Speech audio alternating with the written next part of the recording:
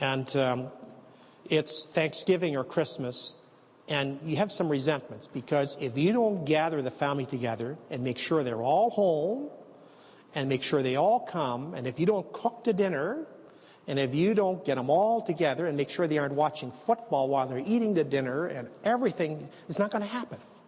So it's easier for you to be resentful. You know, if I don't do it, it doesn't get done, it's all on me, and nobody does anything, and if I don't cook the dinner, well, you know, you're cooking the dinner anyway, except you're not giving it freely. They're taking it from you. Next year, Christmas Day, say, nobody takes my life from me. Nobody forces me to cook the dinner. I give it over freely. Then our heart mellows. Otherwise, our heart fills with resentment. See, it's the difference between resentment and mellowness. And Jesus says, just preempt it. If they take it from you, you're going to be resentful. Your heart's going to get bitter. If you give it over freely, your heart will be mellow. Or another, these are just simple examples. They're trite, but they work. Imagine you have a mother, and she's elderly in a senior citizen's home, and you happen to be the dutiful daughter who's living 5 miles away. Your other sister's conveniently living in Alaska, where she can come home twice a year and be doted over by your mother. But you have to go every day and help your mother and find her stuff and sort things out with her and so on. Now, you're going to do it anyway. You're the dutiful daughter, and you're a sensitive person, the gifted child. You're going to do it anyway, except you can do it in one of two ways. You can do it with bitterness. I happen to be here, my sister's in Alaska, my mom dotes over her, I'm doing all the work. See, bitterness. Or you can say like Jesus, nobody takes my life from me. Nobody forces me to visit my mother. I do it out of love. I give it over. And then I'm free. It sets us free. You know, and with all aspects of our life. See, the great secret that Jesus gives us in his passion, in his giving over in the Garden of Gethsemane, says, that is, give it over freely. Give it over freely, and then you won't have resentment. That's precisely what mellows the heart. And you know, I suspect most of us in this church tonight, you know, you're here, you're a good person, you're sensitive, and because you are sensitive, these things are you want to be always doing the right thing anyway, but the danger is we do it with bitterness. And, you know, we're thinking, so I always get caught, I always get the garbage jobs, and it always falls on me.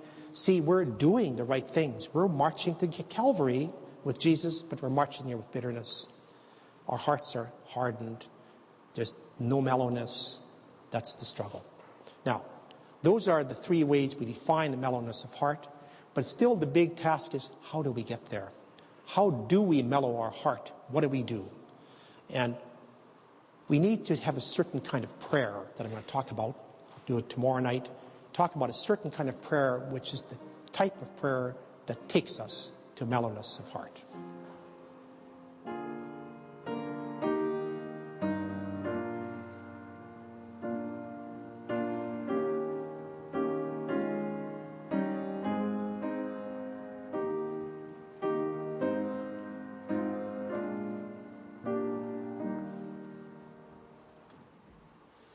Holy, holy, Lord, God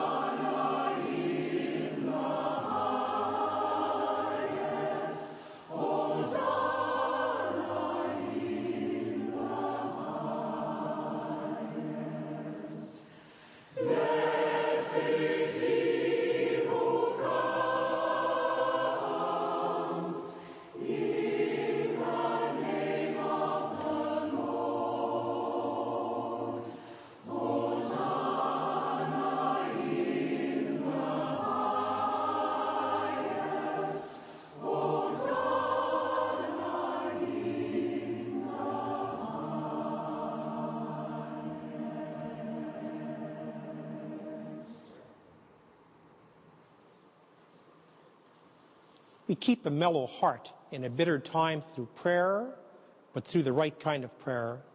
I'll talk about this tomorrow night. I'll also be joined by a father and his daughter who faced the fiery furnace of pain and emerged with mellow hearts.